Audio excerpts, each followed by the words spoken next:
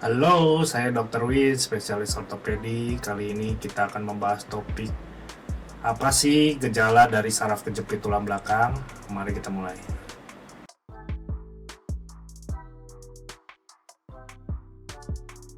Pasien yang datang ke poli saya bertanya, "Dok, saya merasa sakit pinggang dan kesemutan. Apakah itu gejala lumpuh?" Nah, mari kita bahas apa saja gejalanya ya. Apa gejala dari saraf kejepit tulang belakang? Saraf kejepit atau herniat nucleus pulposus (HNP), kalau kata orang awamnya HNP, adalah kondisi ketika bantalan antara tulang belakang mengalami tekanan atau menonjol keluar sehingga menekan saraf di sekitarnya. Saraf kejepit bisa terjadi di berbagai bagian tubuh, tetapi paling sering ditemukan di area leher dan punggung bawah. Namun kalau kamu merasa nyeri di punggung atau leher yang menjalar ke bagian tubuh lain, bisa jadi kamu mengalami saraf kejepit. Lantas apa saja gejalanya? Mari kita bahas lebih lanjut. 1. Nyeri yang menjalar. Menurut penelitian yang diterbitkan dalam Journal of Bone and Joint Surgery, Borenstein and Weissel 2007, nyeri akibat saraf kejepit seringkali tidak hanya terasa di lokasi utama, tetapi juga menjalar ke bagian tubuh lain. Jika saraf yang terjepit ada di leher, cervical radiculopathy, bahasa kedokterannya ya, nyeri bisa menjalar ke bahu, lengan, dan tangan ya. Bahu, lengan, dan tangan sampai ke ujung jari. Jika terjadi di punggung bawah, bahasa kedokterannya lumbar radiculopathy, nyeri bisa menjalar ke bagian bokong, paha hingga ke kaki. Jenis nyeri yang dirasakan bisa seperti rasa terbakar, nyeri tumpul, atau bahkan seperti ditusuk-tusuk jarum, bisa jadi ya. Kedua, gejalanya kesemutan dan mati rasa. Studi oleh Jensen et al. 1994 dalam New England Journal of Medicine menemukan bahwa pasien dengan saraf kejepit sering mengalami kesemutan atau mati rasa di area yang dicarapi oleh saraf tersebut. Misalnya, jika saraf di punggung bawah yang terjepit, pasien bisa merasakan kesemutan di kaki dan jari-jari kaki.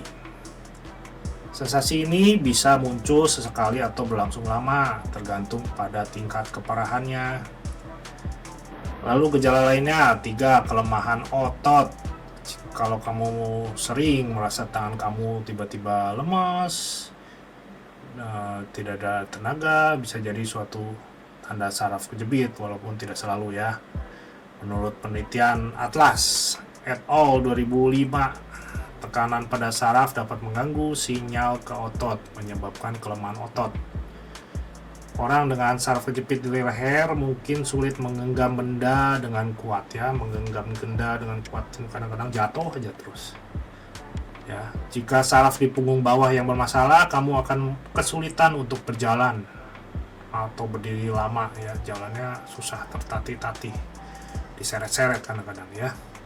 Jika dibiarkan tanpa pengobatan, kelemahan otot ini bisa semakin parah dan menyebabkan gangguan mobilitas yang serius.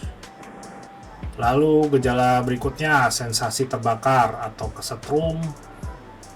Menurut studi Deyo atau Weinstein 2001, banyak pasien yang mengalami saraf kejepit melaporkan sensasi seperti terbakar atau tersengat listrik di area yang terdampak. Sensasi ini bisa datang tiba-tiba, terutama saat menggerakkan bagian tubuh tertentu. Misalnya, kalau kamu mengalami saraf kejepit di bagian tangan, carpal tunnel syndrome ya, biasanya rasa nyeri, terbakar bisa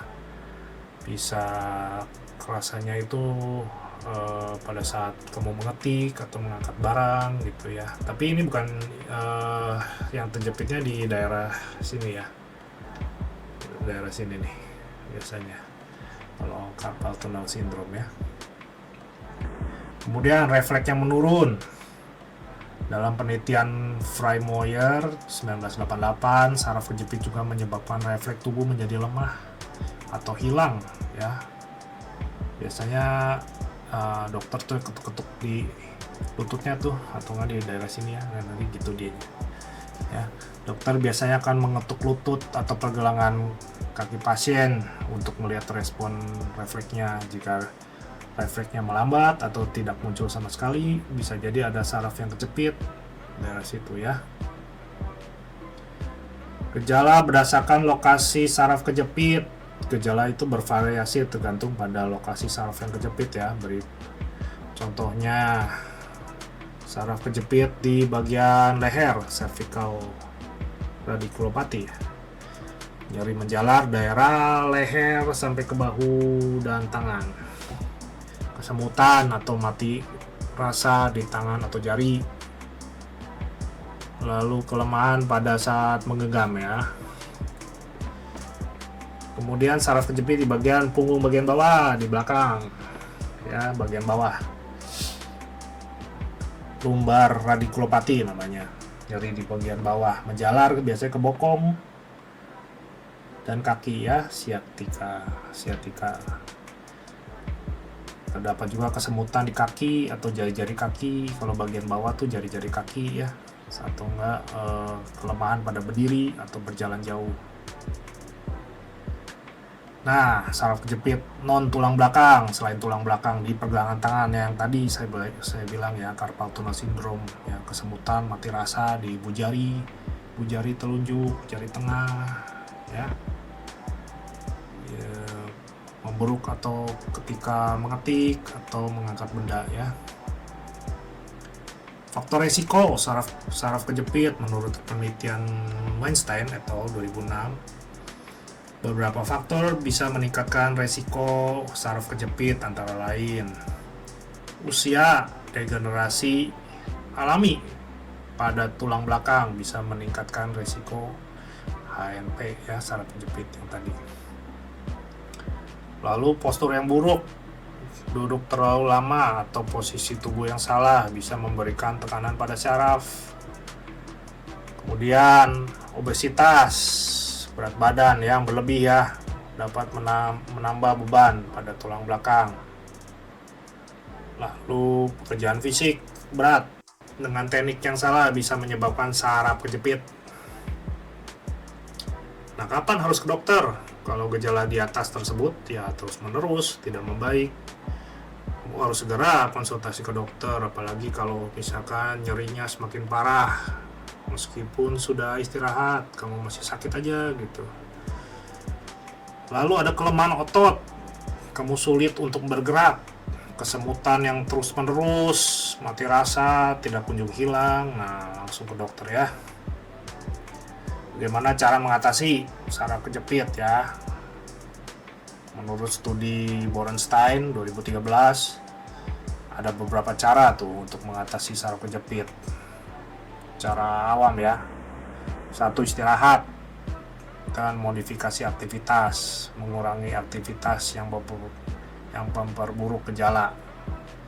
Bisa tuh untuk mempercepat proses pemulihan ya. Kemudian ya, untuk profesional pasti akan memberikan obat-obatan anti-inflamasi, NSAID seperti ibuprofen, dapat mengurangi nyeri dan peradangan. Kemudian fisioterapi juga bisa, latihan khusus bisa membantu memperkuat otot di sekitar saraf yang terjepit ya. Kemudian untuk profesional juga, bukan untuk orang awam ya, jangan sembarangan injeksi ya. Injeksi steroid dapat dalam kasus yang lebih parah dapat membantu mengurangi inflamasi. Kemudian operasi ya pasti ini bukan untuk orang awam yang lakukan ya, atau orang-orang yang dikrotak-krotak sembarangan, itu hati-hati ya. Jika semua metode konservatif gagal, pembedahan mungkin diperlukan untuk mengurangi tekanan pada saraf. Kesimpulannya, saraf kejepit bukan cuma soal nyeri punggung biasa. Gejalanya bisa mencakup macam-macam, nyeri menjalar, kesemutan, kelemahan otot, bahkan kehilangan refleksnya. Nah, kalau kamu mengalami gejala-gejala ini, jangan dianggap remeh. Segeralah periksa ya, bisa ke dokter ortopedi. Ya sebelum kondisinya memburuk lah. Memburuk nanti malah tambah parah nanti ya.